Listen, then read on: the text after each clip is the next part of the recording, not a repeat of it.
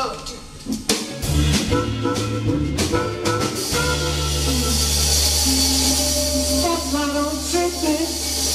so wet.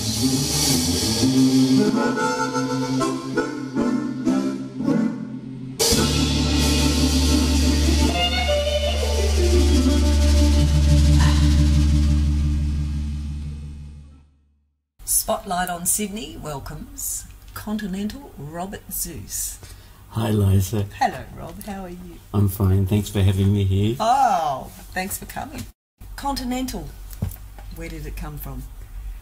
Well, I made it up myself because, you know, when I was starting out playing music and all the people I always loved and listened to, like, you know, they all had a name, a title, like, you know, Howling Wolf and Muddy Waters, and Junior Wells, Sonny Boy Williamson. So I thought, well, I've got to think of a title for me. And I was born in Hungary, so I thought Continental Robert. Beautiful. And I'm still Continental Robert now. That's a great name. Your band all have names now too. Yeah, I think of the name for everybody, much to their delight. You haven't given me one, but we'll talk about that later. Yeah. So you were born in Hungary? Yes, and I came to Australia. I was only 2 years old. I came when the USSR, you know, decided to come and take over Hungary, and we escaped across the border and got to Australia when I was 2, and here I am still. And what made you take up the harp? Harmonica, well, in high school, you know, started listening to music like around 1966, 67. We've been listening to the Rolling Stones and the Beatles, especially the Rolling Stones, because something about that music I liked and the sound of it, and people like Tony Joe White, and he had that big hit, Poke Salad Onion. It's pretty bluesy. I didn't know what blues was back then. I just thought, I like that sound. What is it? Little Richard, you know, playing Good Golly Miss Molly and Lucille and all those tunes. I thought, wow, that's pretty wild. And yeah, but then my friend Damien Lovelock, who became later the lead singer of the Celibate Rifles, he was my good friend at school, and he was also a big Rolling Stones nut, but we used to hang out together, and he played me this record of Little Walter, a single, doing My Babe, which was amazing for 2 kids in high school in Sydney. But he had it, and anyway, I thought, wow, I've got to try and work out how to play like that. I'm still trying, but anyway, that's why I love the harmonica, and it's very big instrument in the blues, especially the style I like more the city blues, like, you know, Chicago, West Coast, and anyway, so yeah, I took up harmonica and drove everybody crazy at school and at home. Did your mum buy you your first harmonica? No, I think I could afford. I bought it myself with a big investment. A Sonny Boy harmonica, Hohner Sonny Boy, it cost 50 cents. Mainly because only the first 2 notes worked. But I just thought I could make it sound like Little Walter, just one of his notes. And I thought I'd just try to do that. And then I thought I'd better buy like a harmonica where all the notes worked, after all, to get any better. So I bought a Marine Band, which was the classic blues, and that was $1.10, I think. $1.10. So it was worth it. And then I'd be practicing, listening to Junior Wells records, you know, the Hoodoo Man Blues, which was one of my records I listened to try and work out things. Big Walter Horton, doing the Big Walter Shuffle, just trying to work out how to do that and that. And yeah, that's how I learned how to play harmonica, just listening to all my heroes and trying to copy the bits I like the best. And so that's how I get my own style, I guess. Plus, with a lot of soul tunes too, and later in the Hepnotics, and I'd have to learn the horn lines and play with the sax player, the horns. So me and the Bruce Allen, the tenor player of the dynamic Hepnotics. We were the horn section live because it was just me and him, and it was amazing how it sounded like a horn section. Yeah.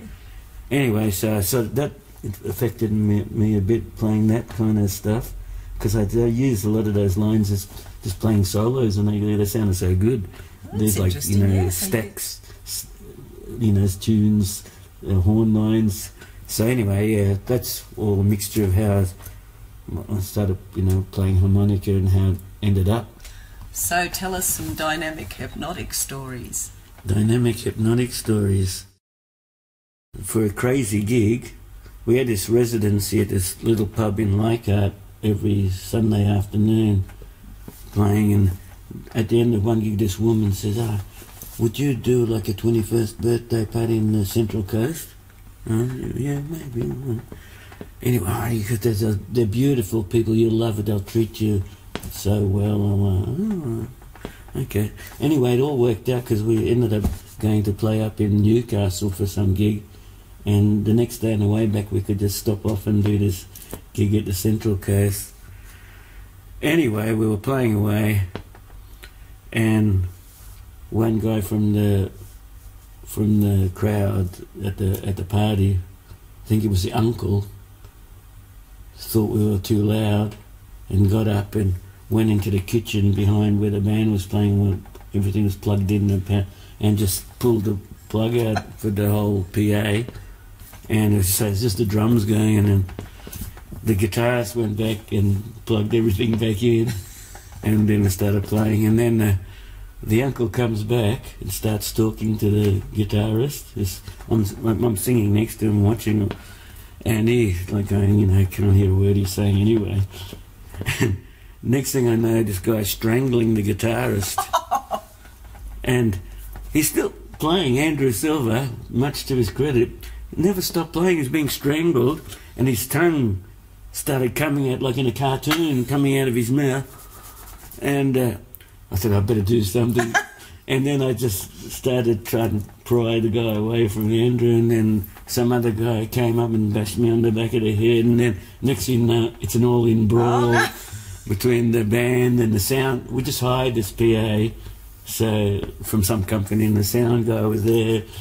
Anyway, so then we were just sitting there and we're going to get the hell out of here. These guys, people are crazy. And then we thought, oh, well, we've got to get paid though.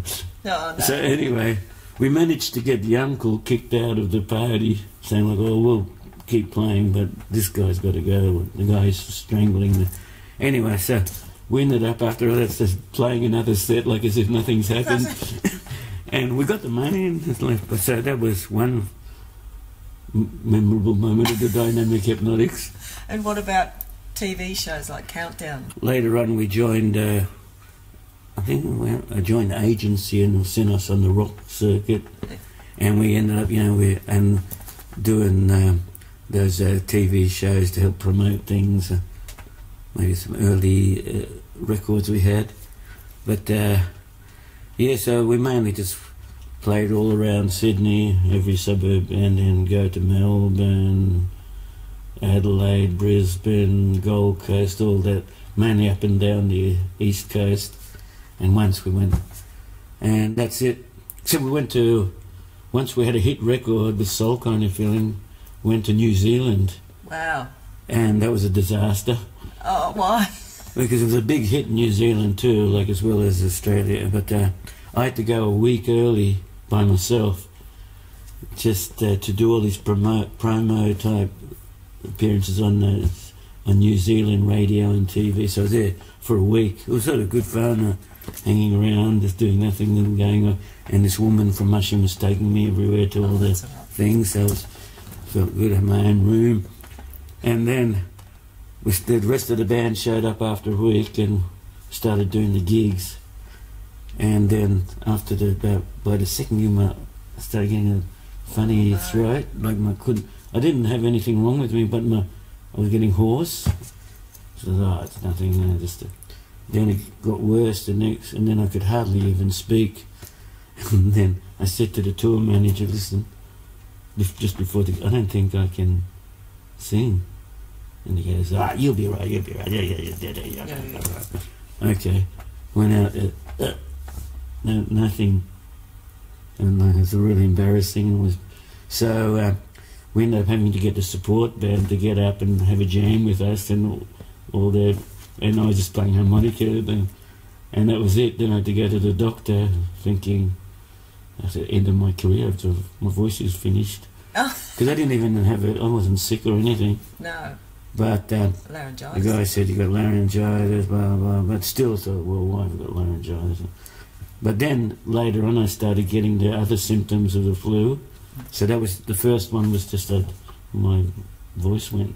Anyway, we had to can all the rest of the gigs, lose all this money. So that was our only little overseas trip with the dynamic Hepnotics. It wasn't very good. But it was good fun for a while, you know, until I couldn't sing anymore. And still up to now, like, you know, maybe for a few years ago, people would come up to me, like New Zealanders, and say, I went to see you in blah, blah, blah. Really? That's good. And I didn't even, you know, he didn't even sing. Oops. And I said, it was worse for me than you, believe me. Yeah, would be. The Mighty Reapers. Yeah. You did you ever play with any of your heroes? Yeah, that was lucky, because this people who used to bring all these like R&B, blues, soul people out, they'd always get us to be the backing band for the. So I played with people like Big J McNeely, who's a sax player. We used to do his song way back in the Hepnotics days. There is something on your mind, which he wrote it, and there is something on your mind. It's just like a ballad, blues ballad, and we used to do it, but not his version. James Cotton, this harmonica player, he had a big band version, and that's where we got it. But I only realised later there was a Big J McNeely, but we backed up him when he came out a few times, and we actually made a record with him, like a CD, live. It was called Jaywalking, live at Kinsella's one night. So did that, and then with Hubert Sumlin, who was Howling Wolf's main guitarist when he had all those big tunes. He came up with all these guitar lines that people still play. We've got to back him up. And Margie Evans, the soul blues. So I used to have a record with her on Johnny Otis record, singing a few soul tunes. It was great. And who else? Lucky Peterson, who was a great organ player, guitar player and singer. Backed him up. He's still going. He was a little skinny guy. He was like younger than me. He was a child prodigy. He made his first album when he was about 6 or 7, playing organ and singing. But yeah, he was a wild guy. So he was only like probably about 30, and I was probably already 40 something by the time we were. And yeah, he was pretty crazy. I don't know if I should tell these stories, but I probably won't. He was an amazing performer, but he was a wild cat. I don't know if you remember the Mansell Room in King's Cross. Oh yeah. But by then it was called Springfields. Yeah. But his accommodation was just up the road. And after the gigs, he'd go into the Springfield, and they had an acoustic piano there, and he'd just play piano there and sing all night long, and they'd just feed him cocaine. Oh dear, yeah. and then at the end of the tour, I remember he came up to me and said, "Robert, we're going to party. We're going to get some coke and we're going to party." I said, "No, I don't want any of this." He said, "No, man, we're going to party." And he kept going on, and I said, "Look, no, I'm tired. I'm going home." He said, "Okay, well, can you lend me $50? So he only wanted to party with me because I was going to pay for the party. But anyway, I never got the $50 back though. Is he still alive? He's still alive. But he looks he looks like Albert King now. He used to be a skinny little guy. Yeah. Now it's huge. Wow. Yeah. But yeah, I should write to him and say, you remember the $50? Or write a song about it. Yeah. No, I better not. How do you write songs, by the way? I haven't got a system at all. No system?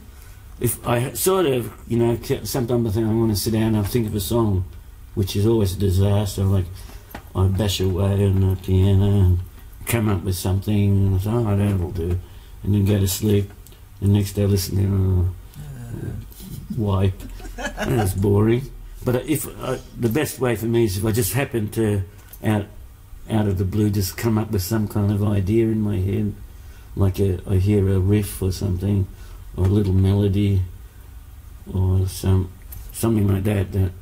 That could be something in a song, and then if I still got it in my head by the time I get home, just start playing chords with it, and then think, oh well, that could be like a chorus or something in it, and then hopefully by the end of it come up with some kind of song. Like I had one that I think Too Late to Cry, which is a ballad. Oh, beautiful song. And that's my favourite. It's too late to cry. The nightlife was calling me, and who can I blame? 'Cause I know it's too late to cry. That was from our one and only Continental Blues Party CD. But we still play it, but I had just the little bridge section in my head, these chord changes that I accidentally started playing there. And I thought, oh, that's great, I've worked out with it. And then I said, oh, I'm going to make a song of this, and then that's all I had for years, and I just, like, when we get to a gig somewhere and there's a piano, I just kind of play along, and I just end up just playing that bit and just come up with these other boring. Then one time at home, I thought, well, just came to my head, oh, instead of doing that, why don't you do these kind of changes? And it was, yeah. And then all of a sudden, then it was really quick. Together. But it took about like 6 years to be quick. So yeah, it's just a fluke with me with how I come up with a tune. Like Soul Kind of Feeling was like that. That was like in about, 5 minutes. Oh, except first I had the soul. Well, it was Soul Kind of Feeling, but I had it in the wrong order. Yeah. Feeling like a soul or something like that. And I was trying to sing it. I had this sort of like the horn line in my head between the chorus. And then I was feeling kind of soul. No, soul kind of. And then, yeah, that's it. And then everything else just like was after that, just the verses, and it just was supposed to be about music, really about the power of music to make you feel good. Yeah. Like, you might be alone and listening to, and then you listen to a tune and it takes you away and stuff. Or at a party, you might be feeling a bit, awkward, nobody. Then you hear a tune that you like and just makes you relaxed, and yeah. So that's what that whole thing. So I just thought the first verse, it's not like religion, it's not like money, it's not like and then the second verse is like these like song titles that I thought of, songs I like, Stand By Me, You Send Me. Well, that's the second verse, it's just like all these different songs, and they just happen to be soul tunes, and that's it. Just the bridge just came to me, dun dun dun, I take you high. So it all just went like a fluke, bang. And did the record company pick it up straight away? Well, like I said, maybe I didn't say, but yeah, we finally got a deal with Mushroom label, and the deal was like 2 singles they'll put out. Yeah. And they liked this one we had, because we recorded already 6 tunes on our own and sent it to them. They liked this one. They thought that's a real commercial hit. It's a real poppy sound. And yeah, we put it out. And they said, it'll get lots of airplay, blah, blah, and then you can do whatever you want. And it didn't get played once on anything. And so, all right, the next tune, you can choose whatever. So I said, Soul Kind of Feeling. Oh, really? Is that, haven't you got anything else? And then I said, no. But luckily they had to put it out, because it was in the contract. It was their biggest hit for the whole year. It's the biggest Australian produced hit for 1984-85. Yeah. And all of a sudden we were the best friends.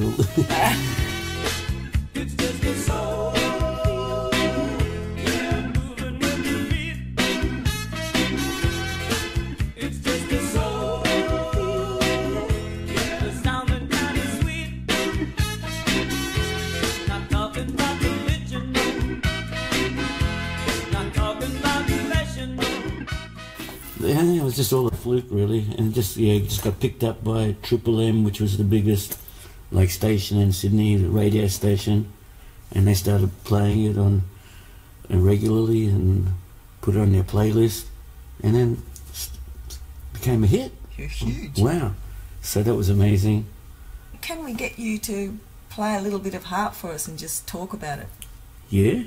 I know you do play chromatic and blues harp. I play chromatic just in a couple of tunes, yeah. But I don't really play good. But I can play good enough for blues, because the chromatic is good for also jazz and things like that. Okay, it's Stevie. Because it's got a button, yeah, Stevie Wonder. That Thank guy. you. Yeah. Well, here's a one great, purveyor of the chromatic harp, and. Yeah, so what's good about the chromatic, it's got a button at the end which makes everything go up a semitone. So got all the notes of the scale, of all the scales is in that harmonica, so you can play theoretically anything, really. Whereas the blues harp, the diatonic 10-hole, which is the main one I use, it's only got one full scale of one key in the middle of the harp. And then there's bits of scales on either end. It's designed so you can play chords with the harp, so they miss out some notes where it would be in the scale. Wow, so complicated. But the good thing with that harmonica is you can really wail, it'll make it's a real human sound, like a vocal. Whereas the chromatic, it's harder to do any sort of really wailing stuff. You have to not play it that hard, really. Yeah. And so I only used it for bits where I needed the chromatic. In Hepnotics, it was in some horn line. I just work out the horn line, and that's all I use it for.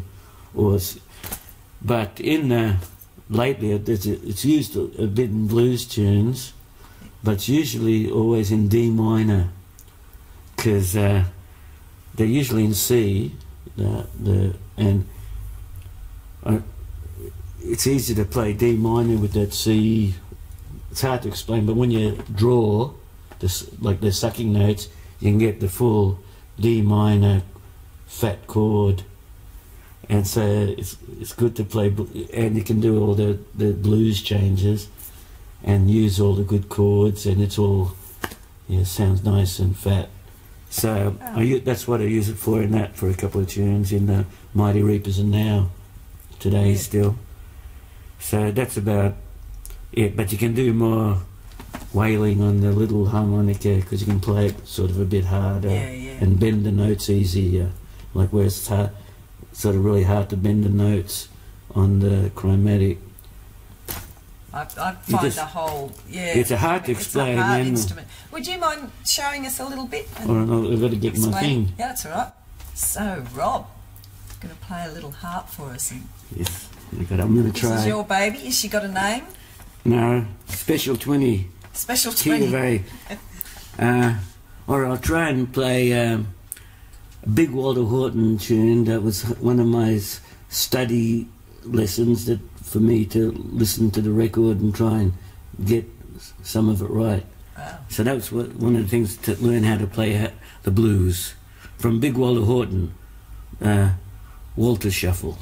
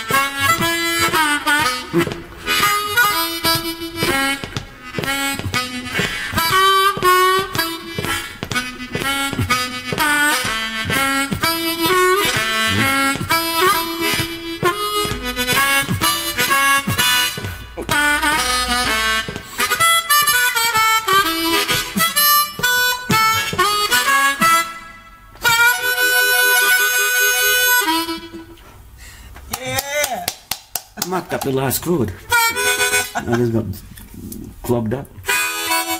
That's close enough. Oh, fantastic. It's fantastic. I mean, I don't know how to play a harmonica. Yeah. I mean, many of us have tried and failed Yeah. dismally. Do you actually blow in and out? Do you You're suck, blowing in suck and out blow? because, yeah, there's notes in and out. So the sucking notes, like, say, from the whole one, you blow. Ah. See, that's missing, but the scale starts on the fourth note.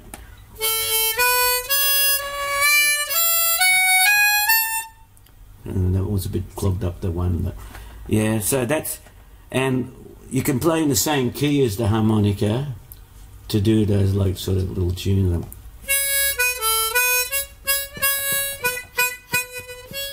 All that stuff. Yeah. But for blues, most of the time, you can play like that because in the same, like Jimmy Reed does it a bit, and you can do that.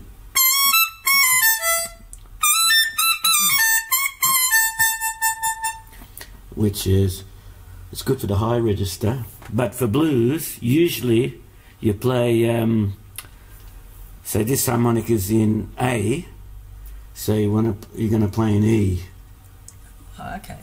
A fourth above, because then most of the notes are sucking notes down there, which are good to bend. Oh, okay. Oh, it's all very... See, that's using the same note, the same hole, but bent and then unbent. Like. So you can do that easily down there. See.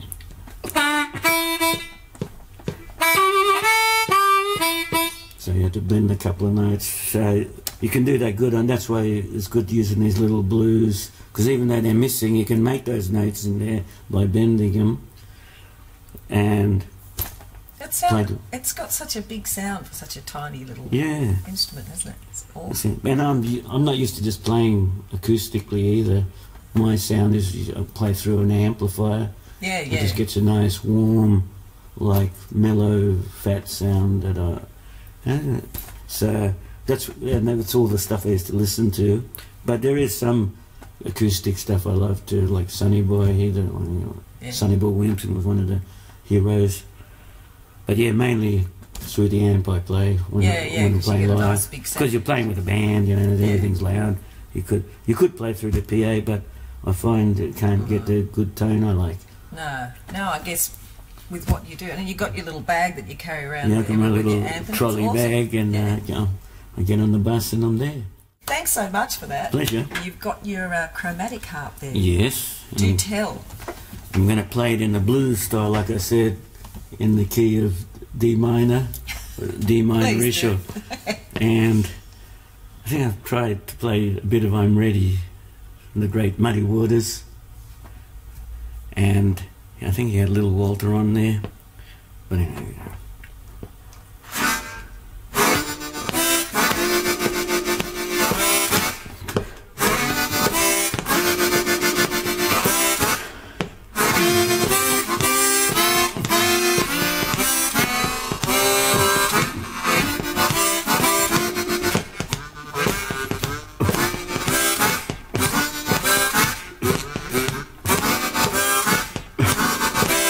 Well, I'm ready, ready as anybody can be. Well, I'm ready, ready as anybody can be. Well, I'm ready for you, I hope you're ready for me.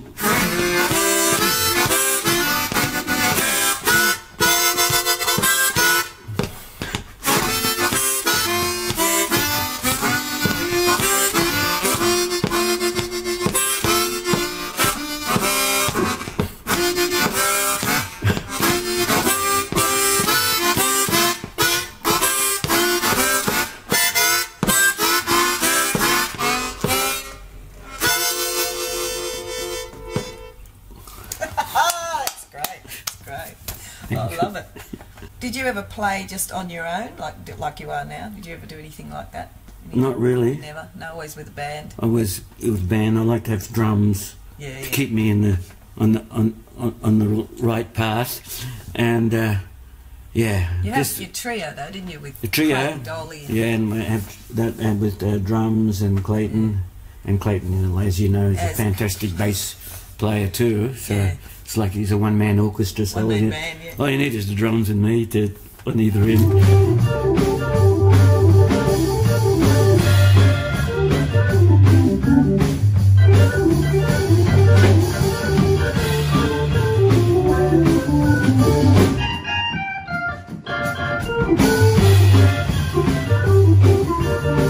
Yes, I do the Juke Joint 3 with Adam Pringle on guitar, drums usually Antero, and we do go the down home in the alley blues. Oh, like to hear that. Jimmy Reed, Slim Harpo, Sonny Boy Williamson, and yeah, like just that sort of raw sounding blues. And we even still do a couple of like soul tunes in that lineup, amazingly, but they're pretty raw versions of Boogaloo.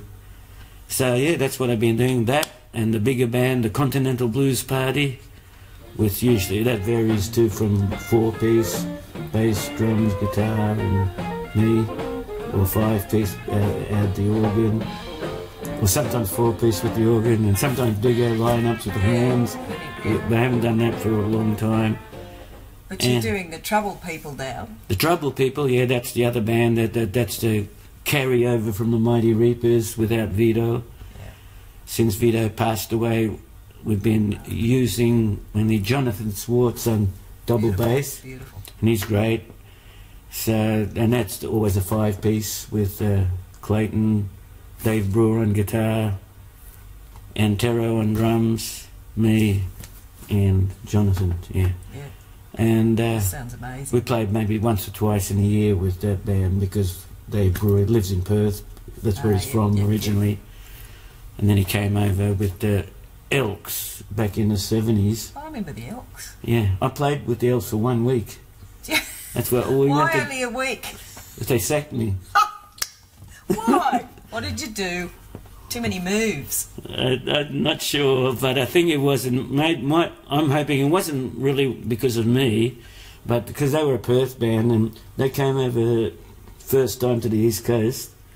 This must have been 1976 or something, and they were playing. I remember in town in this pub in the middle of the CB there. I can't remember the name, but we all went because there was a blues band from Perth coming. And they were great. I was watching them.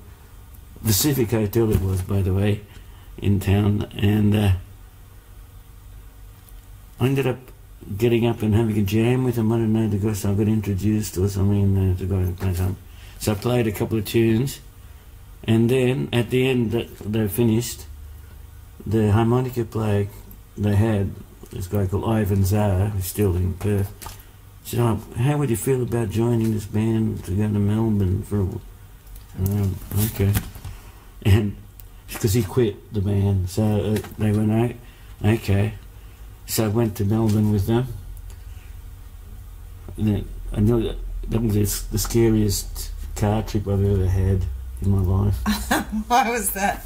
Because fast driver. This guy, he was the guitarist who was playing with the Elks, not Dave Brewer, but this other guy, wanted to see this concert in Melbourne. I think Rory Gallagher or someone was playing, and the concert was 8 o'clock at night, and they picked me up from Bondi at 2 p.m. So there's no way it's going to get to this concert, but back then there was not much freeway.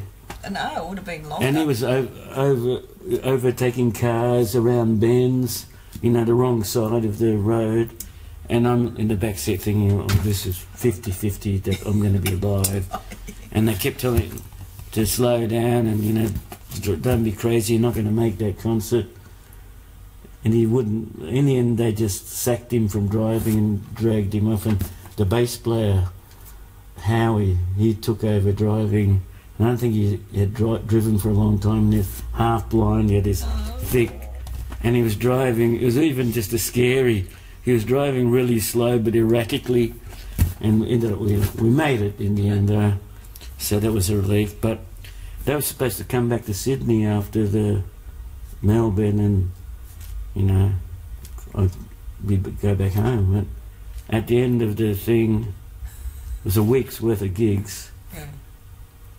They just said they ended up going straight back to Perth, and they said, just told me, I'll see you later. And the guy, Howie, gave, I was supposed to get $50 for the whole week. Oh, for the whole week? That was it, $50 for the whole week. This was 1976, really. And, they put you up and everything. They had this, like, some kind of holiday flat stay rented for the... And then, so I did the last show, and then Howie gives me $20. And I said, hey, you said $50. Oh, no. And he begrudgingly gave me the $50, but I had to make my own way back to Sydney. So I got the train with my amp, and I had a bigger amp then. And I had to get, like, cab from the train station. All your money went. I still made a profit. I had $1 left when I got to my flat in Bondi. So why was I talking about the Elks? I don't know.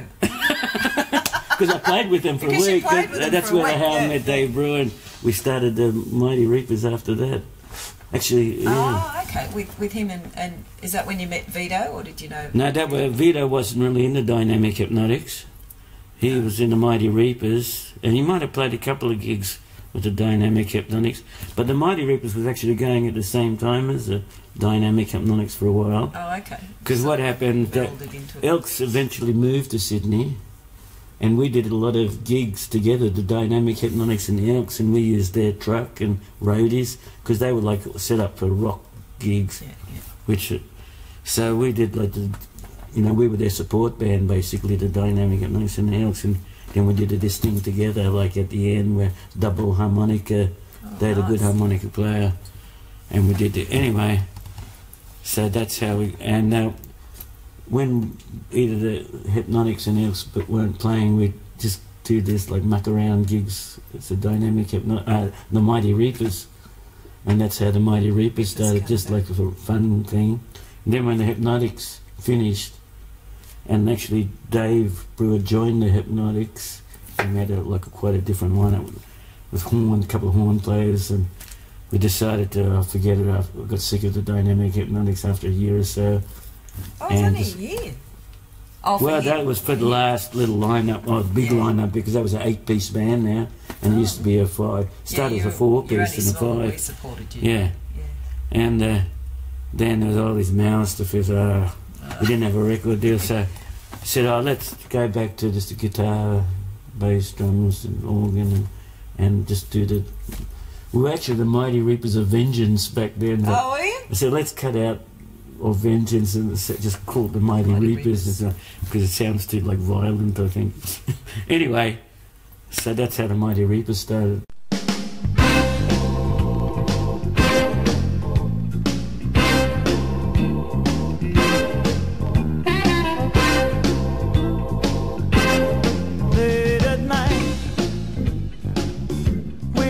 On your own, you don't have to worry, baby. Just call me on the telephone. They were a really successful band. Yeah. Really still loved. Yeah, well, we made a lot of albums and got to released in America too, and got to play with all those heroes too. So yeah, that was a great time, and.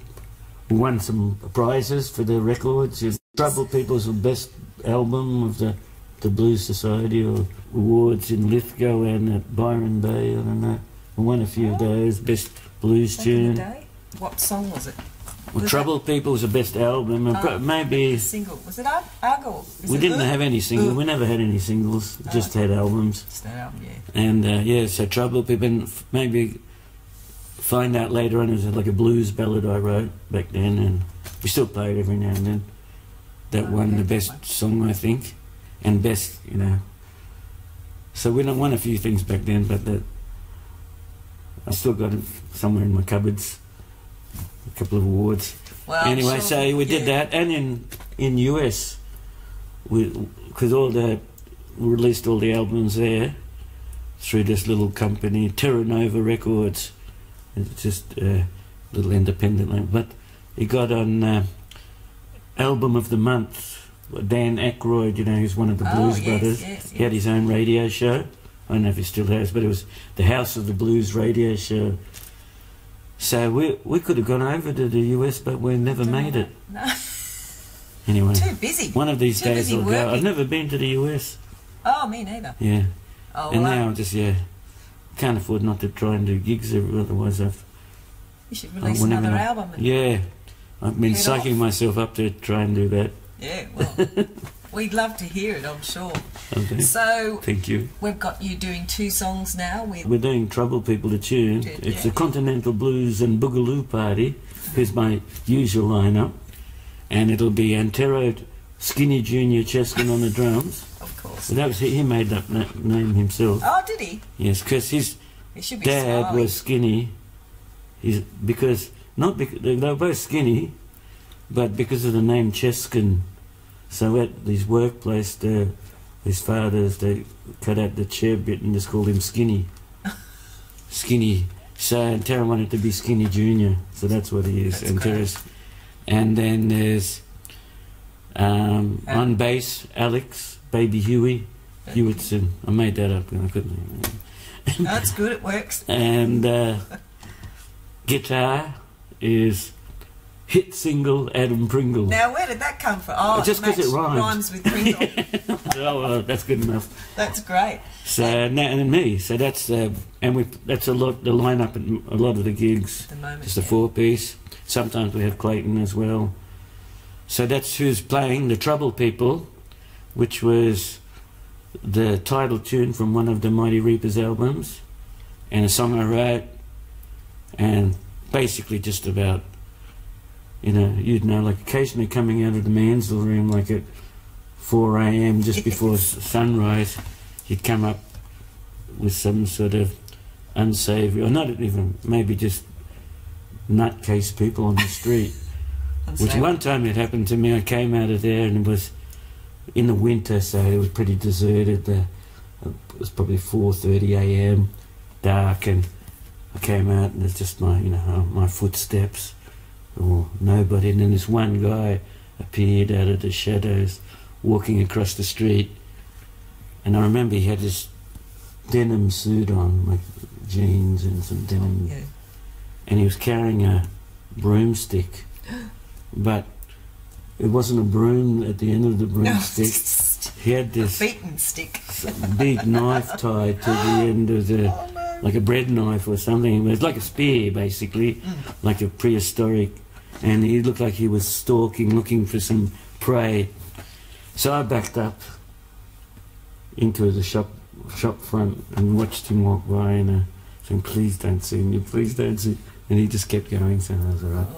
But that's one of the things that Trouble People's about. Oh, okay. Just don't make eye contact, it's no good. The other song is Up the Line. It's a Little Walter song, one of my heroes, Little Walter Jacobs. And it's just about he's breaking it up with his woman he's been hanging out with. She's driving him crazy. He's got his bags packed, he's going back up the line, back to his family. So is they're going to be train noises in it? Yeah, well, sort of train, just try and keep the rhythm going, because and sort of train kind of rhythm, and with the drums, and basically that's what it is, getting the train back home and get out from this. Like yourself. So they're going to make it back home because you're driving me crazy. I'm going back up the line. Up the line. So that's the other one. Fantastic. Well, we're looking forward to hearing that. Thank you so much, Rob, for coming today and talking to us. Thank you, Liza, and everybody. Fabulous. There's more stories that he told us before the interview started. Fantastic. Were they better stories, or maybe? No, they're all good. They're all good. Thank you. Some can't be told. Yeah, maybe I don't know about that. A couple of things I said maybe they shouldn't be told, but see what happens. It'll be fine. So, I believe you're going to go and get changed into your gear and do a couple of songs for us. Yeah, I'll put my show shirt on and the party's on. Blues and BoOGaloO Party. Thank you. And this is Rob Susz with Trouble People and Up the Line. Thank you, Liza. Thank everybody. You. Thank you, Spotlight on Sydney. SOS.